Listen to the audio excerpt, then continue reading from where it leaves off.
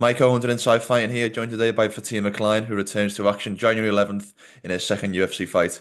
Fatima, good to sit down and chat for the first time. How are things at you today? Yeah, things are going good. I'm super excited to be getting back in the cage early next year, so I have no complaints. How were your emotions ahead of your return? Oh, I feel great. I feel super excited to be able to finally have my debut in my weight class. I definitely feel like last time it was just kind of proving what I could do on such short notice and up a weight class. And if I could do that, then I could do even better in my own weight class with time. So yeah, I'm super excited. I'm super ready, and I'm ready to prove that I'll be one of the best in the division for sure. Before we talk about the fight, I always feel slightly sorry for the fighters who are booked on the January card, specifically the very first Mm. one back, because you obviously have to give up quite a bit in terms of sacrifices over Christmas. Talk to us a little bit about some of the sacrifices you've had to make in terms of keeping your weight down and all of those sort of things. Yeah, I mean, definitely it's not always fun, seeing people around you eating during Thanksgiving and Mm. Christmas, and especially because my family puts on such a feast. It's kind of a little sad to sit back and be eating lean ground beef and broccoli instead of, all the goods. But it's, the sacrifices will always be worth it in the end. I'm so glad I'm still able to still spend time with my family. I travel to Jersey and I've been staying in Jersey throughout my camp, but like, you can't really forget the reason for the season. That's being around family, and that's most important to me. So it's worth not eating to see my family and to win in January. So Do you give yourself a day off on Christmas Day or any of those or the festive season? yeah, I'll give myself. It stinks because you have like Christmas Day and Christmas Eve, and they're both like such important days. But it's like I gotta only pick one to take off. So I'm not sure which day I'm picking off yet. I'm sure it'll be Christmas Eve. That's like a big family day for me. So I'll probably end up Christmas Eve taking off and Christmas Day getting back to work. 100%. Well, as I mentioned, you return to action January 11th facing Victoria Dudokova, excuse me. Give me your scouting report on your next opponent, what you think she does well, and maybe some areas you're looking to exploit. Yeah, I think she's a really good, well-rounded fighter. She's got good boxing. She's got good, decent wrestling. I think she really lacks in jujitsu and maybe in kickboxing. So I'm gonna try to exploit those out of her and see what kind of finish I can come up with. But I feel like we were perfectly matched up. She's coming off of a loss. I'm coming off of a loss. We're both young. Mm. Um, kind of have I have like 7 fights. I think she has like 9 fights. So I feel like we're really perfectly matched, and I think all of those kind of aspects that she lacks, I feel like I've kind of advanced in them.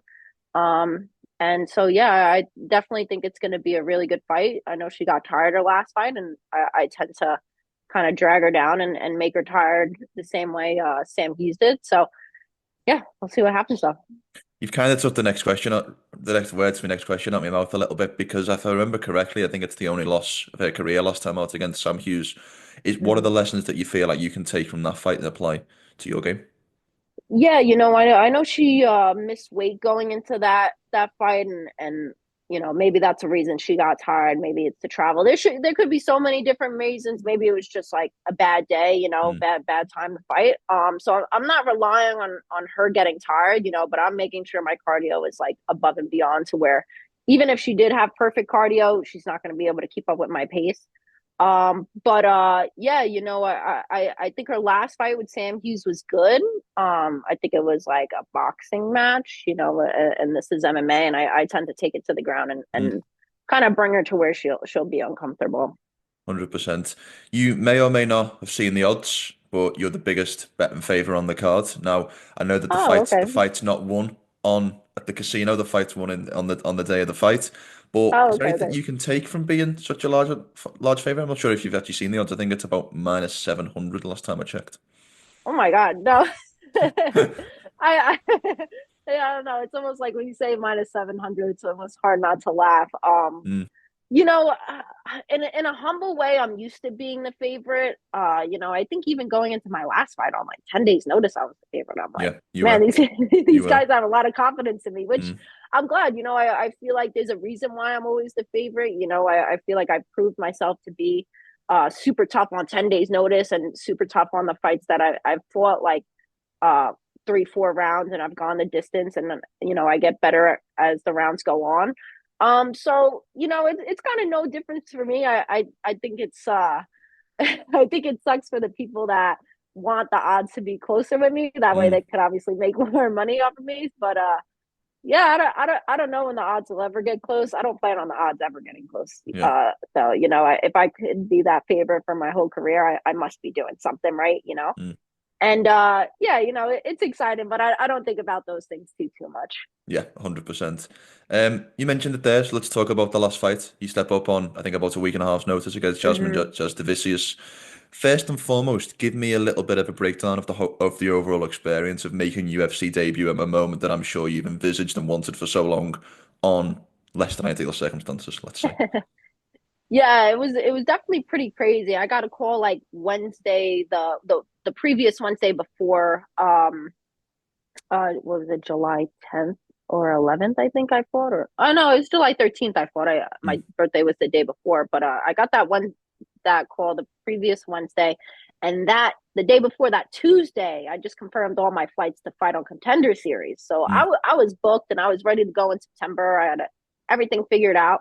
And then I got that call Wednesday night while I was on my couch, and oh, I was like, okay. I called my coaches right away, and they all thought it was a great idea. They all thought like, this is your shot in, and I think that was God's plan for me. Way even before going into contenders. And so yeah, fighting that minute and going out into Colorado, I knew the last minute didn't really affect me. I feel like I got just that natural cardio. I mm, could go on a day's notice. But I don't know if you could go on a day's notice in Colorado. I fought there twice or 3 times previously to that mm, fight. And I had about a 6 week camp, and it's still exhausting going out there and doing it. So mm. I knew the only thing that would really affect me was the elevation. And I think that was the only reason why I lost that fight. I feel like I fought a good fight. I was beating her in the stand up.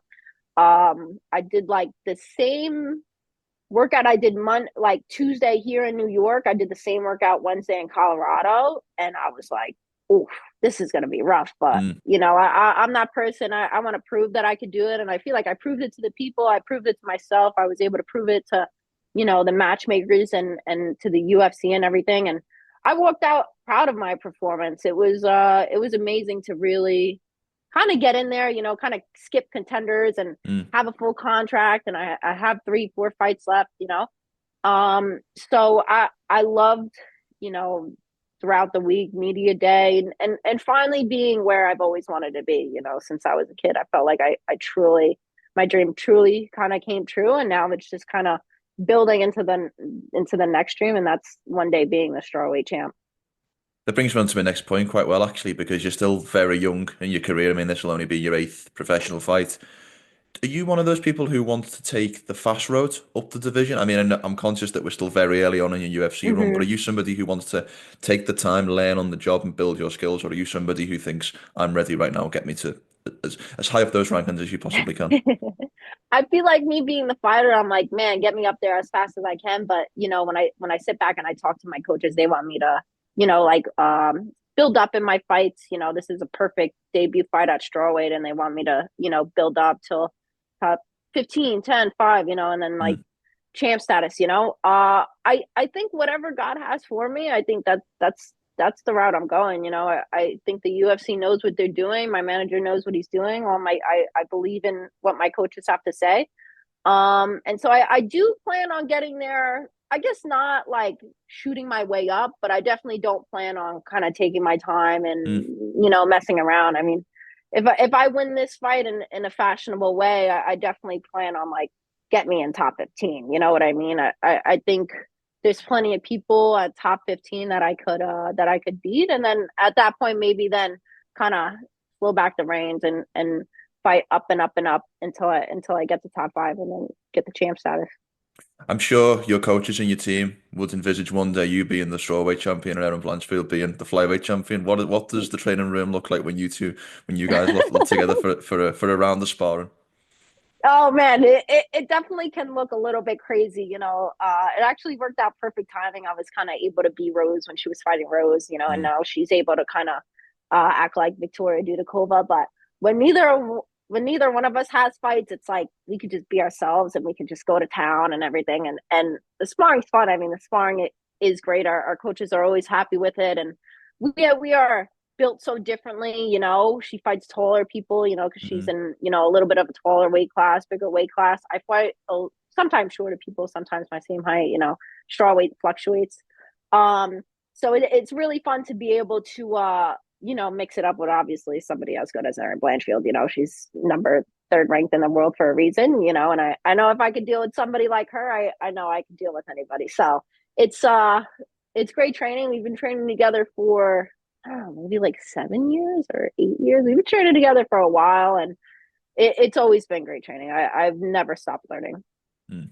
Um, Alex Pereira and Ilia Topuria are getting a lot of the plaudits for the 2024 Fighter of the Year. I haven't seen Mm, any nominations for a female Fighter of the Year, so my question to you is, who would you give female Fighter of the Year 2024 to?